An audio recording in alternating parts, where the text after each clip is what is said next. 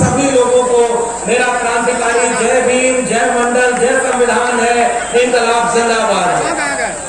साथियों, आज ये इम्तिहान की घड़ी है, ये फैसला लेने की घड़ी है और ये फैसला ये लेना है कि 4 जून के बाद ये देश बाबा साहब डॉक्टर अंबेडकर के संविधान से चलेगा या किसी और किताब से चलेगा।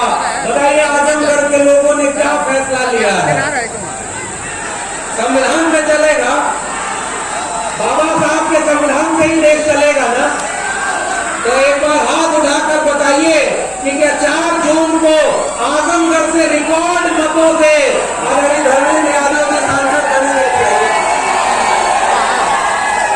और आजमगढ़ के लोगों को वोट डालना है 25 मई को। तो एक नारा बहुत महत्वपूर्ण है जो मैं आज आप लोगों के बीच दे रहा हूं, जो गांव-गांव पहुंचाना है कि 25 मई और भाजपा गई। आप सब इस बात से सहमत हैं?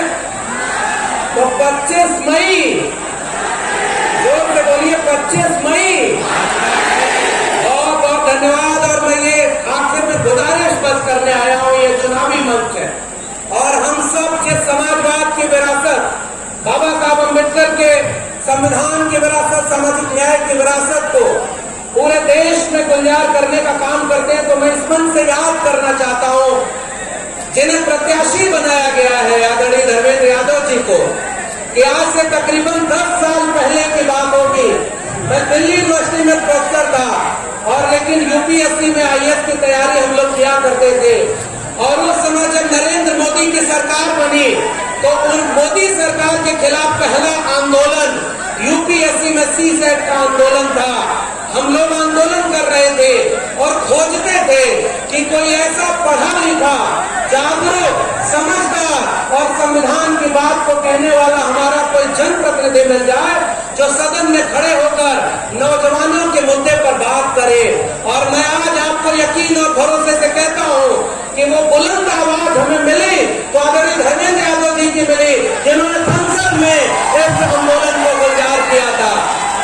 और यह भी बात कहते हुए मुझे बहुत खुशी है कि वो जो आंदोलन जिसकी अगुवाई सदन में खड़े होकर आदरणीय धर्मेंद्र जी ने की, उसमें पहली बार 56 इंच के सीने वाली सरकार को झुका दिया था और हम सबका आंदोलन जीत गया था। तो जब ऐसा नेता, ऐसे आंदोलन के विचार वाले लोग आपके जनप्रतिनिधि बन जाएं, तो बताओ कोई कोर कसर बाकी रहती है क्या? कोई कसर बाकी छोड़ोगे आप क्या? उसके बाद दूसरा मौका आया 2018 में जब 13 पॉइंट रोस्टर लागू कर दिया था। ये बीजेपी की सरकार ने, प्रधानमंत्री कहते हैं कि मैं ओबीसी हूँ, लेकिन ऐसा रोस्टर ले आए कि प्रोफेसर ही ओबीसी एससी के लोग नहीं भरेंगे। मैं तब भी याद करता हूँ उस आंदोलन को सदन में पूरे देश का आंदोलन बनाने वाला जो भाषण दिया था, पहला भाषण आदरणीय धर्मेंद्र जी का था और उस आंदोलन को भी हमने जीता था और 56 इंच की सरकार को झुकना पड़ा था। तो जब जो सांसद सदन में खड़े होकर किसानों, नौजवानों की आवाज बुलंद करें, तो बताओ आजमगढ़ के आगे उस सांसद का नाम लिखा जाए तो इस बात से ज्यादा गर्व की बात और कोई होगी क्या? नहीं। और आजमगढ़ की मिट्टी क्रांतिकारियों की मिट्टी रही है।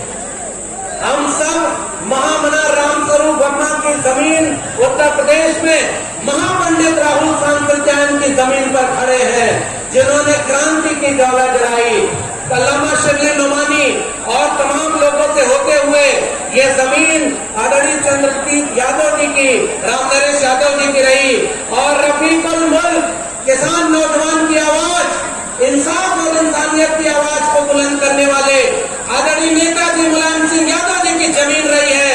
इसलिए आजमगढ़ को हम उसी क्रांतिकारी जमीन के साथ याद करना चाहते हैं और इसलिए आप सबसे गुजारिश करते हैं कि हमारे बीच में ये मौका आया है कि संविधान बचाने के लिए लड़ना है। आजमगढ़ के प्रत्याशी पर कोई टिप्पणी हमें नहीं करनी है, क्योंकि लड़ाई आपको आजमगढ़ का सांसद चुनने की नहीं है। सदन में खड़े होकर गरीब, गुरबा, दलित, पिछड़े, आदिवासी, किसान, नौजवान की आवाज बुलंद करने वाले नेता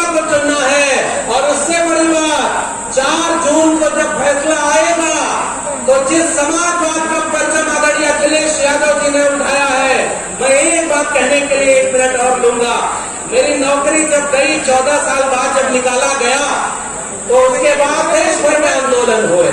और मैं जब आदरणीय अखिलेश यादव जी से मिलने गया तो उन्होंने एक वाक्य कहा कि जाओ शेर अब आजाद हो गए और समाजवाद और सामाजिक न्याय की लड़ाई को गांव-गांव पहुंचाने के लिए। और उन्होंने कहा कि अब एक नौकरी की बात मत करो, नौकरी से आगे बढ़ करके अग्निवीर जैसी नौकरी को खत्म करके पकौड़े वाली नौकरी वाली सरकार को बदल करके किसानों, नौजवानों और समाजवाद अम्बेडकरवाद की सरकार बनाने का काम करना है ताकि लाखों नौजवानों को नौकरी मिले। इसलिए मैं आपके बीच में आया हूँ और केवल अपील करने आया हूँ, क्योंकि बहुत सम्मानित नेता में बैठे हुए हैं। अपील यही करने आया हूँ। बचपन में हम लोग यहाँ भोजपुरी में कहावत सुनते थे ना कि चंदा मामा हरे आवा पारे आवा नदिया किनारे आवा और चांदी के कटोरिया में दूध भात लले आवा और बाबू के मुआ में घट। सुना है कि नहीं? वहाँ तो सब कुछ देख लेते थे। आजकल एक ऐसी सरकार बनी जिसने पूरे देश को मामा बना दिया। बनाया कि नहीं बनाया? 10 साल में कोई काम किया क्या? 2 करोड़ रोजगार दिया क्या? 15 लाख रुपया आया क्या? अच्छे दिन आए क्या? बुलेट ट्रेन चली क्या? अब एक बात का और जवाब देना, आजमगढ़ में एक भी ईंट इन 10 साल की सरकार में भाजपाइयों ने रखी क्या? ये पीजीआई किसने बनवाया? जोर से बोलिए। समाजवादी। ये पीजीआई किसने बनवाया? ये मेडिकल कॉलेज किसने बनवाया? आजमगढ़ को कमिश्नरेट किसने बनवाया? ये हवाई पट्टी किसने बनवाया? शिक्षा की अलग किसने जलाई? और मैं शुक्रिया अदा करता हूं इस मंच से आदरणीय अखिलेश यादव जी का, जो संविधान को बचाने के लिए समझौता किए हैं। समाजवादियों, लाल झंडा क्रांति का रंग है, ये इंकलाब का रंग है। अगर आपके एक आखिरी सांस भी बची रहे तो संविधान बदलने वालों को कुर्सी से आप बदलेंगे कि नहीं बदलेंगे? जोर से बोलिए, बाबा साहब के सपनों का भारत बनेगा कि नहीं बनेगा? डॉक्टर लोहिया के सपनों का भारत बनेगा कि नहीं बनेगा? इसलिए कविता कही है कवि ने कि सदियों की ठंडी पूजी रात सुबह उठी, मिट्टी सोने का ताज पहन खिलाती है, तो राह समय के रख का घर घर नाच सुनो, सिंहासन खाली करो कि जनता आती है। बताओ, जनता सिंहासन खाली करोगे कि नहीं? और एक आखिरी बात की पीडीए का नारा दिया आदरणीय अखिलेश यादव जी ने, पिछड़ा दलित अल्पसंख्यक 90% लोग जो हाथ से कम करते हैं उनको आपने हिंदू मुसलमान के नाम पर लड़ा दिया। अब तो पतंगे भी ये देखकर हैरान हो गई कि ये छते भी हिंदू मुसलमान हो गई। क्या ये हिंदू मुसलमान का झगड़ा हमारा झगड़ा है क्या? ये सब मोहब्बत और प्यार से रहा करते थे।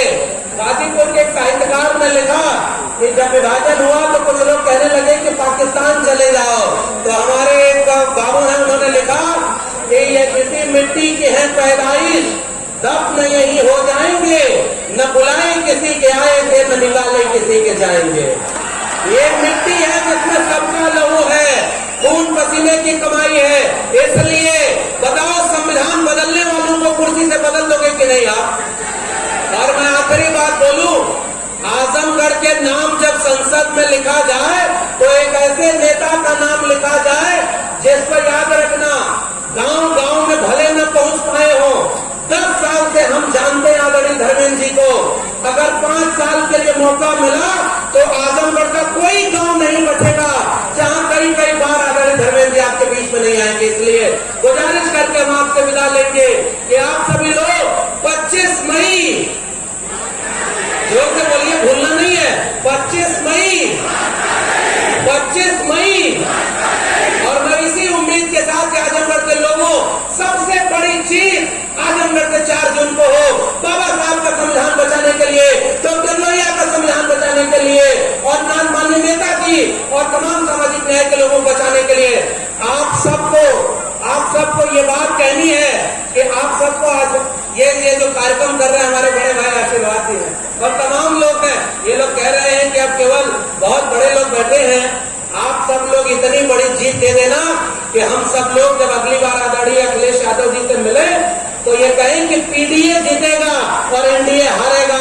इसी पीडीए को जिताने के साथ आप सबको बहुत बहुत धन्यवाद।